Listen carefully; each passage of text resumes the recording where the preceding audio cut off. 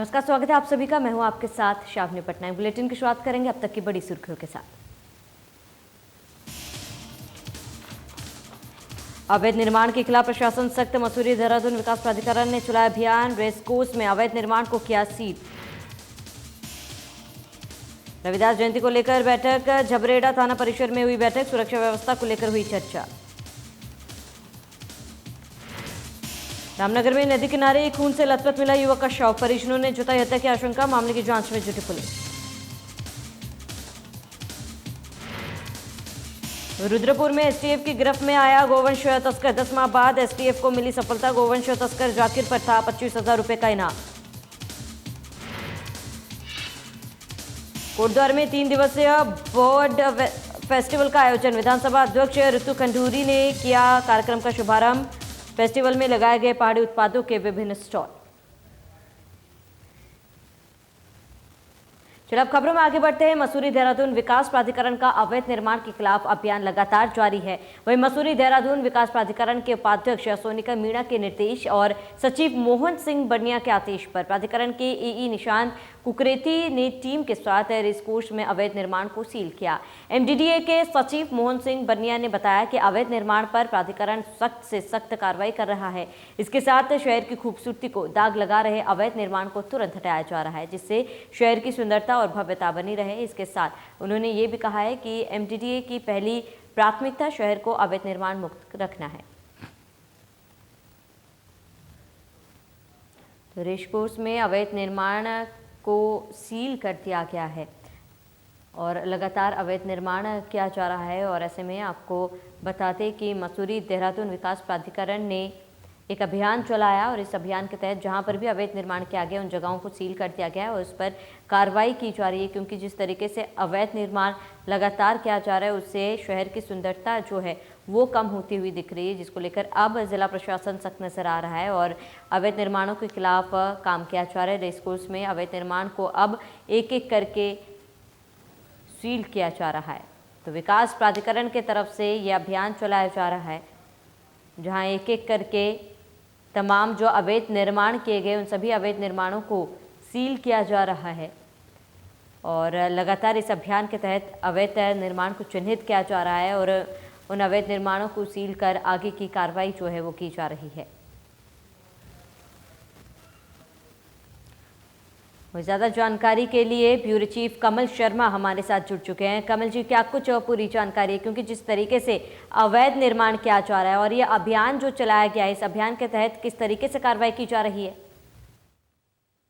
हाँ चावड़ी, अगर कहें तो लगातार अवैध निर्माण के जैसे से यहाँ पर शिकायत आती है और जब से यहाँ पर जो वीसी सोनिका यहाँ पर बनी है, जिनके पास जो यहाँ की जिलाधिकारी भी है और साथ ही मोहन सिंह बनिया जो यहाँ के सचिव है, लगातार देखते रहते हैं कि जो यहाँ से मैप नक्शे पास होते हैं, चाहे वो कमर्शियल हो चाहे वो घरेलू हो, अगर उसमें नक्शे के अनुसार कार्य नहीं किया जा रहा, निर्माण नहीं किया जा रहा, तो उनके खिलाफ कार्रवाई की जाती है और साथ ही शिकायतें आरोपों में लगातार कार्रवाई रहती है। तो वही उनका कहना है कि जिस हिसाब से लोग यहाँ पर अप्लाई करते हैं, नक्शे जो यहाँ पर देते हैं, जिस हिसाब से विभाग द्वारा मैप यहाँ से प्रमाणित किया जाता है, उनके नक्शे पास किए जाते हैं, उसी हिसाब से बनाए, नहीं तो उनके खिलाफ कार्रवाई की जाएगी। वही हम बात करें तो अगर प्लॉटिंग की बात करो तो लोग यहाँ पर बड़े बड़े जो प्लॉट्स होते हैं उसमें प्लॉट काट देते हैं, पर उसमें जो सुविधा देनी चाहिए, जो उपभोक्ताओं को देनी चाहिए, वो सुविधा नहीं देते। उसमें सबसे पहले आपको रोड बनानी होगी, सबसे पहले बिजली की व्यवस्था करनी होगी और चीजें होंगी, तब आप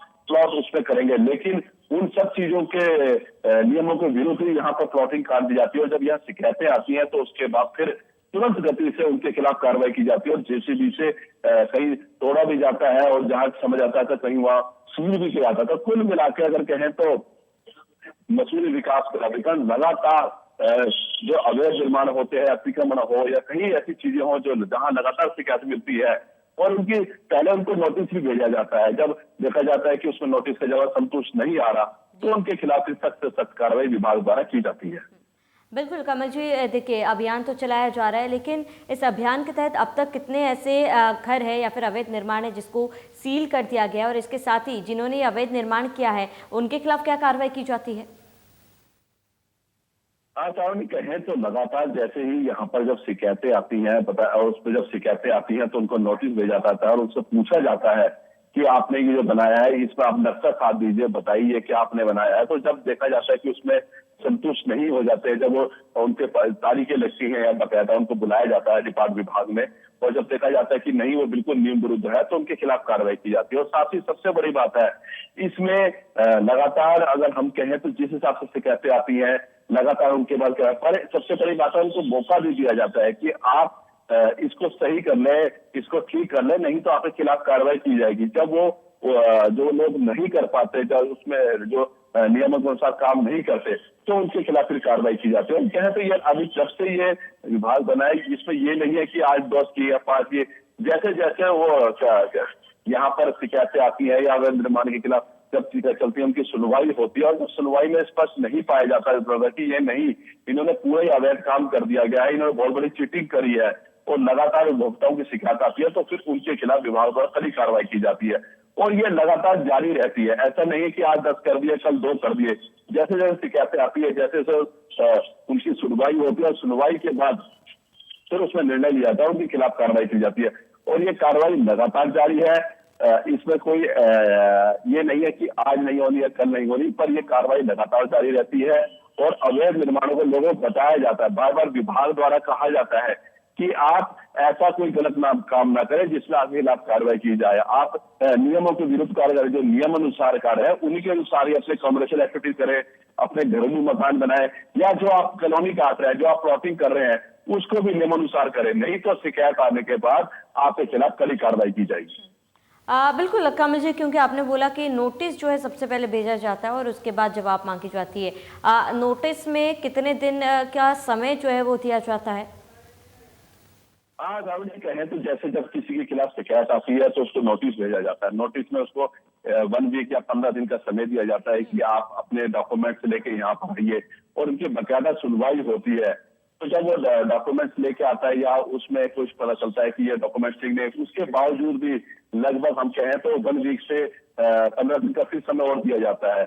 जब देखा जाता है कि 1 महीना हो गया उसके बावजूद भी ये कुछ ऐसे कागज जो हैं जो चाहिए मानक अनुसार वो नहीं दे रहा है तो फिर उसके खिलाफ कार्रवाई की जाती है और उसको बताया जाता है कि आपके खिलाफ ये सीलिंग की या दस्ती होने की कार्रवाई की जा रही है, तो फिर उसके खिलाफ वो कार्रवाई की जाती है।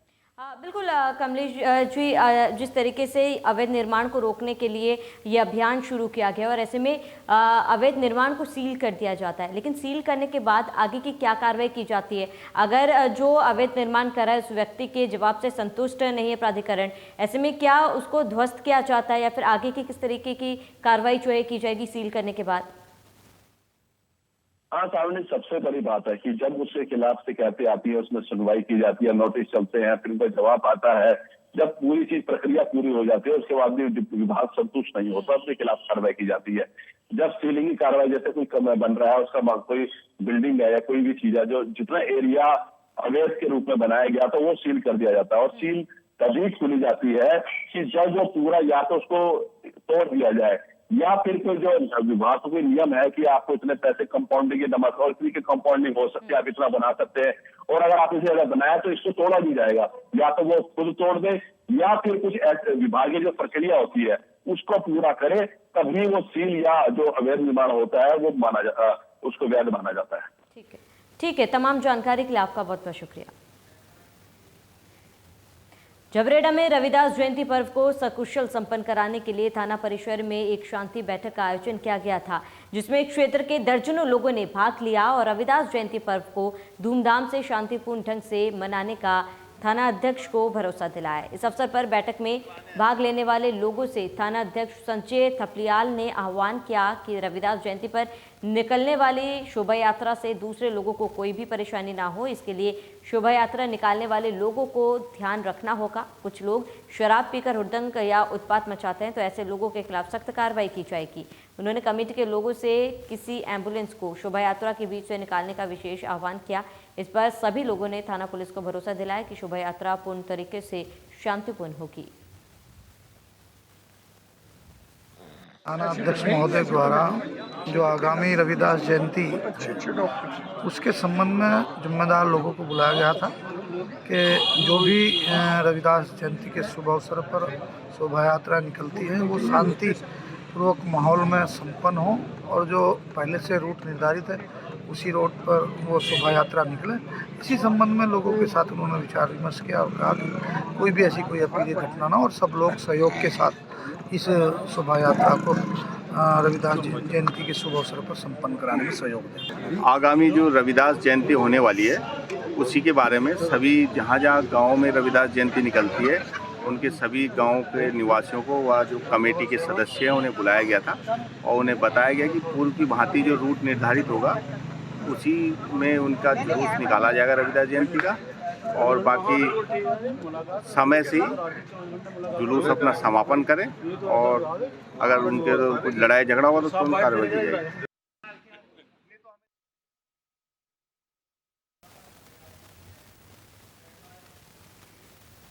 ज़्यादा जानकारी के लिए संवाददाता दुष्यंत हमारे साथ जुड़ चुके हैं झबरेड़ा से। दुष्यंत, क्या जानकारी, शोभा यात्रा निकाली जाएगी, ऐसे में शोभा यात्रा को लेकर कैसी तैयारी वहां पर देखी गई? हाँ मैडम, बताना चाहूंगा संत शिरोमणि रविदास जयंती को लेकर बड़ी तैयारियां पुलिस प्रशासन द्वारा की गई है, क्योंकि संत शिरोमणि की जो शोभा यात्रा निकाली जाती है उसमें हुड़दंग होने की संभावना रहती है। लोग शराब पीकर डांस करते हैं, इधर उधर गलियों से होकर यात्रा निकलती है, तो कई उत्पाती लोग जो है हुड़दंग कर देते थे। उसको लेकर पुलिस प्रशासन पूरे जोरों पर तैयारी किए हुए है। दुष्यंत, कुल मिलाकर कितने पुलिस बल वहां पर तैनात किए गए? इसके साथ ही क्योंकि शोभा यात्रा के दौरान कहा गया है कि कई लोग शराब पीकर भी हुड़दंग मचवाते हैं, ऐसे में क्या कुछ कार्रवाई उनके खिलाफ की जाएगी? मैडम, थानाध्यक्ष की तरफ से जो है सख्त निर्देश दिया गया है कि अगर कोई हुड़दंग करता पाया गया तो उसके खिलाफ सबसे सख्त कार्रवाई की जाएगी। और रही पुलिस बल की बात, तो पुलिस बल चूंकि ये शोभा यात्रा आज से शुरू हो चुकी है क्षेत्र में ना, और ये 7 तारीख तक ये निकालेंगे, जबकि संत शिरोमणि रविदास जयंती जो है वो 5 तारीख की है, 5 फरवरी की होती है। लेकिन शोभा यात्रा 2 दिन शुरू में कर देते हैं, 2 दिन बाद तक गांव दर गांव, मतलब ये सभी गांव में एक दिन नहीं होती, तो किसी गांव में कल होगी, किसी में परसों होगी, इसलिए थाने का जो फोर्स है वही पर्याप्त रहेगा। दुष्यंत, इस शोभा यात्रा में कुल मिलाकर कितने लोग शामिल होंगे या फिर शामिल होने की उम्मीद जो है वो जताई जा रही है, और क्या बाहर से भी लोग इस शोभा यात्रा में शामिल होंगे? झबरेड़ा थाना अंतर्गत मैडम मैं बताना चाहूंगा कि लगभग 1 दर्जन ऐसे गांव हैं जहां लगभग शोभा यात्रा में 500 से 700 लोगों के इकट्ठा होने की उम्मीद रहती है। और पिछली जो शोभा यात्राएं निकाली गई उनको देखते हुए इतनी संख्या इनकी कम से कम होती है, क्योंकि दलित समाज के जितने भी लोग हैं वो परिवार सहित इसमें अपनी भागीदारी निभाते हैं। ठीक है। आप दुष्यंत, शोभा यात्रा के लिए कमेटी द्वारा क्या कुछ आश्वासन जो है वो दिया गया है? तैयारी को लेकर क्या कुछ कमेटी द्वारा किए गए हैं और किए गए हैं? जितनी भी संत शिरोमणि रविदास कमेटी जो गठित है गांव दर गांव, तो उन्होंने आज पुलिस को आश्वासन दिलाया कि ऐसा कोई मतलब शोभा यात्रा जो है वो सकुशल शांतिपूर्ण तरीके से निकाली जाएगी, इसमें कोई ऐसा हुड़दंग नहीं होगा, इस तरह का उन्होंने आश्वासन दिलाया है। ठीक है दुष्यंत, तमाम जानकारी के लिए आपका बहुत बहुत शुक्रिया। रुद्रपुर थाना क्षेत्र से फरार चल रहे एक गोवंश तस्कर को एसटीएफ की टीम ने गिरफ्तार कर लिया है। आरोपी की गिरफ्तारी पर एसएसपी एसटीएफ आयुष अग्रवाल ने पुलिस टीम को शाबाशी भी दी है। आरोपी का नाम जाकिर है और वो रामपुर पुलिस का रहने वाला है। वहीं आपको बता दें कि एसएसपी आयुष अग्रवाल ने बताया कि 10 महीने पहले रुद्रपुर पुलिस ने चेकिंग के दौरान गोवंश तस्करी का भंडाफोड़ किया था और उस दौरान मुख्य तस्कर जाकिर फरार हो गया था, जिसकी गिरफ्तारी के लिए पुलिस ने काफ़ी प्रयास भी किए थे। आखिर में एसटीएफ ने आरोपी को गिरफ्तार करने का जिम्मा उठाया था। आरोपी की गिरफ्तारी को लेकर 25,000 का इनाम भी रखा गया था। एसटीएफ की टीम ने मुखबिर की सूचना पर जाकिर को गिरफ्तार कर लिया है, जिसे न्यायालय के आदेश पर जेल पहुंचा दिया गया है। आरोपी के आपराधिक इतिहास की जानकारी भी एसटीएफ खंगाल रही है। तो एसटीएफ की टीम को एक बड़ी सफलता हाथ लगी है। 25,000 का इनामी जो है गिरफ्तार हुआ है। बता दें जाकिर को काफ़ी लंबे समय से ढूंढने का प्रयास किया जा रहा था और गौ तस्करी में संलिप्त था जाकिर, जिसके बाद एसटीएफ टीम ने लगातार दबिश दी और आखिरकार जाकिर को एसटीएफ टीम ने गिरफ्तार कर लिया है। और फिलहाल जाकिर को कोर्ट में पेश कर आगे की कार्रवाई की जा रही है और इसके साथ ही इसका हिस्ट्री रिकॉर्ड जो है एसटीएफ निकालने में खंगालने में जुटी हुई है। 25,000 का इनामी जाकिर गिरफ्तार हुआ है। और बता दें कि कई लंबे समय से जाकिर को ढूंढने की कोशिश में एसटीएफ जुटी हुई थी। एसटीएफ की टीम ने जाकिर को आखिरकार गिरफ्तार कर लिया। गौ तस्करी में शामिल था जाकिर, जो काफ़ी लंबे समय से फरार चल रहा था, लेकिन लगातार एसटीएफ द्वारा जाकिर की धरपकड़ के लिए दबिश दी जा रही थी। और अब एसटीएफ को बड़ी सफलता हाथ लगी, जहां पर जाकिर को एसटीएफ ने गिरफ्तार कर लिया है और गिरफ्तार कर जाकिर को कोर्ट में पेश किया गया और आगे की कार्रवाई की जा रही है। तो 25,000 का इनामी जाकिर गिरफ्तार हुआ है और जाकिर के नाम पर कई अन्य आपराधिक मामले भी दर्ज है, जिसको जुटाने में एसटीएफ की टीम लगी हुई है। आपको बता दें कि करीब 25,000 का इनामी है जाकिर।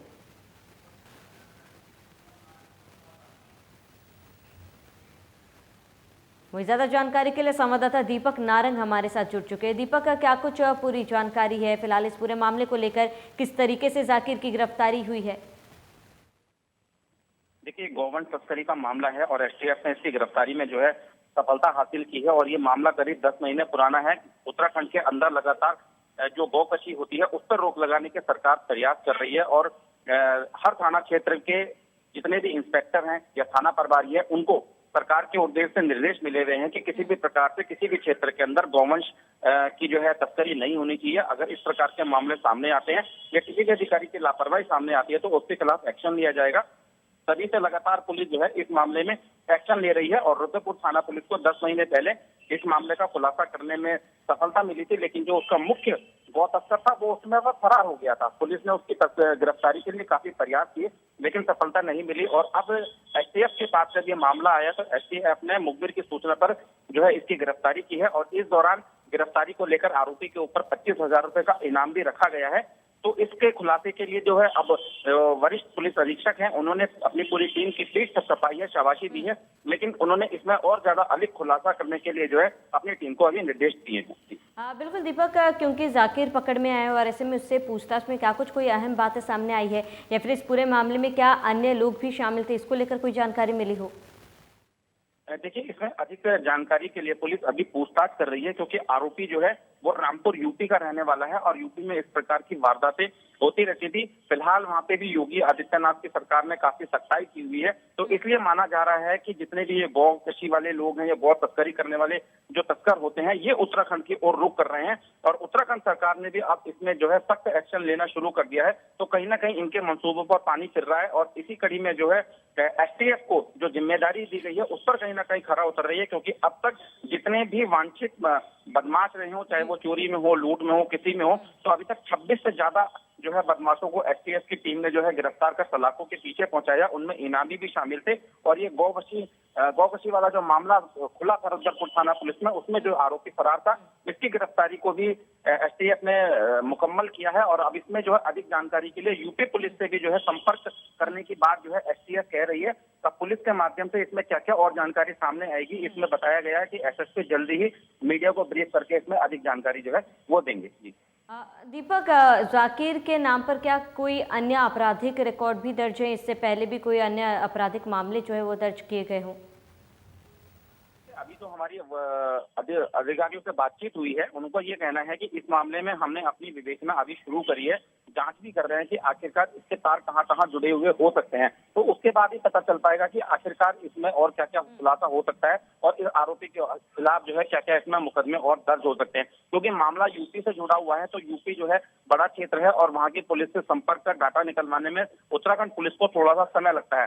हालांकि अपने नजदीकी थानों से जो एसटीएफ ने पता करा है उसमें इस प्रकार का अभी कोई मामला सामने नहीं आया है, लेकिन एसटीएफ का मानना है कि यूपी के अंदर इसके ऊपर काफी सारे मुकदमे या अन्य आपराधिक वारदातों के दर्ज केस होने चाहिए। तो उसकी जानकारी के लिए यूपी पुलिस से संपर्क किया जाएगा और संपर्क करने के बाद जो भी डाटा पुलिस के पास या एसटीएफ के पास आएगा उसके आधार पर ही इसमें अधिक जानकारी दी जाएगी। फिलहाल एसटीएफ का कहना यह है कि उनको एक टास्क सरकार की ओर से है जिसमें भी जितने भी फरार चाहे वो आरोपी बदमाश हो, चाहे वो वारंटी हो, चाहे कुछ भी हो, उनको गिरफ्तार करने के लिए दिया हुआ, जितने भी उनके ऊपर इनाम रखे हुए हैं, तो उसके लिए वो प्रयास कर रही है। और ये जो मामला है गौवंश तस्करी का, ये अपने आप में बड़ा मामला है क्योंकि गाय को जो है केवल उत्तराखंड ही नहीं बल्कि पूरे देश के अंदर माता का दर्जा दिया गया है और उसकी गौकशी के लिए उनकी तस्करी की जाती है। इस पर अगर रोक लगाने में एसटीएफ या पुलिस सफल होती है तो कहीं ना कहीं इसको जो है धार्मिक भावनाओं से भी जोड़ करके देखा जा रहा है।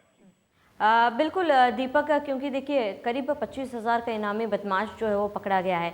एसटीएफ को कहीं ना कहीं एक बड़ी सफलता हाथ लगी है, तो क्या एसटीएफ की टीम को सम्मानित किया जाएगा? देखिए एसएसपी जो है आयुष अग्रवाल एसटीएफ के, उन्होंने बताया है कि फिलहाल उन्होंने अपनी पूरी टीम को शाबाशी दी है, लेकिन उनको सम्मानित किए जाने का फैसला अभी किसी प्रकार का नहीं हुआ है क्योंकि इसमें आज ही इसके अंदर गिरफ्तारी हुई है। अब इसमें जो है वरिष्ठ अधिकारी जो भी इसके अंदर डिसीजन लेंगे उसके आधार पर ही होगा।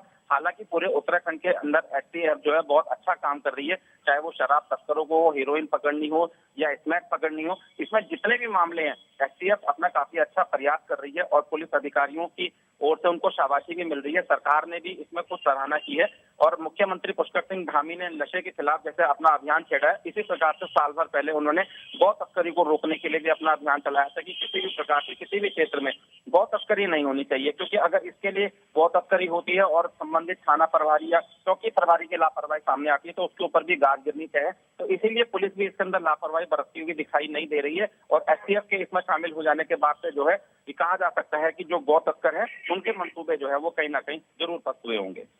दीपक, अभी फिलहाल जाकिर के खिलाफ किस तरीके की कार्रवाई की जाएगी? कोर्ट में उसे पेश किया जाएगा, आगे कार्रवाई को किस तरीके से आगे लिया जाएगा? हाँ, अभी पूछताछ के बाद जो है जाकिर को जो है न्यायालय में पेश किया जाएगा। इसके खिलाफ मुकदमा तो रुद्रपुर थाने में 10 महीने पहले ही दर्ज था, लेकिन अब इसकी जो है डिटेल निकाल करके पूरी इसके अंदर और जो कागजी कार्रवाई है उसे पूरी करने के बाद पूछताछ के बाद जो है बयान दर्ज कराने के बाद इसको न्यायालय में पेश किया जाएगा। और एसटीएफ का कहना है कि जिन धाराओं में इसके खिलाफ मुकदमा पंजीकृत है संभवतः इसको जमानत नहीं मिलेगी और कोर्ट के द्वारा जो है इसे जेल भेजे जाने का ही फरमान सुनाया जाएगा।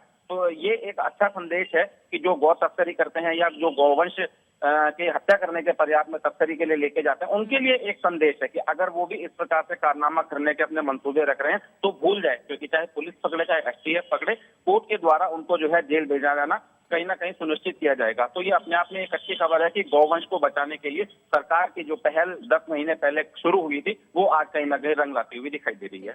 ठीक है, तमाम जानकारी के लिए दीपक आपका बहुत बहुत शुक्रिया।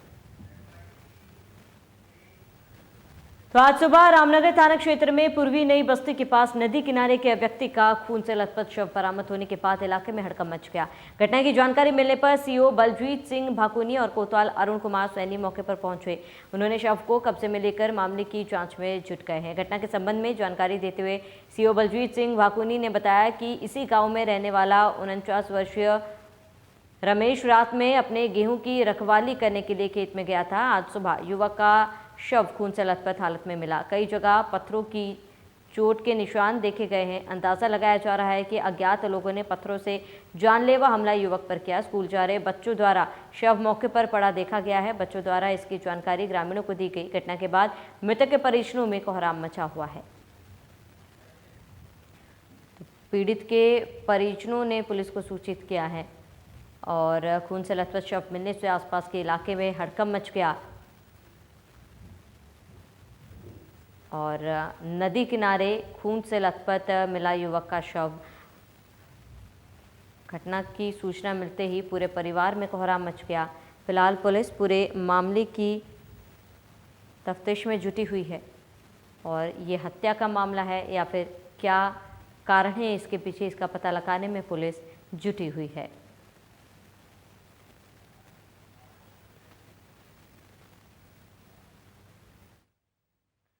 तो आपको बता दें कि रामनगर में हत्या की आशंका जताई जा रही है। लंबे समय से ये युवक घर से लापता था और अचानक से नदी किनारे युवक का शव मिलने से हड़कंप मच गया और आसपास के इलाकों में सनसनी फैल गई, जिसके बाद पुलिस ने शव को जब्त कर लिया है और पोस्टमार्टम के लिए भेजा और आगे की कार्रवाई में जुटी हुई है। शव मिलने की खबर परिजनों को मिलते ही परिजनों में कोहराम मच गया और हत्या की आशंका फिलहाल पुलिस जता रही है और पूरे मामले की जांच में पुलिस जुटी हुई है। तो रामनगर का ये पूरा मामला जहां पर नदी किनारे शव मिलने से हड़कंप मच गया और पूरे मामले की जांच में फिलहाल पुलिस जुटी हुई है।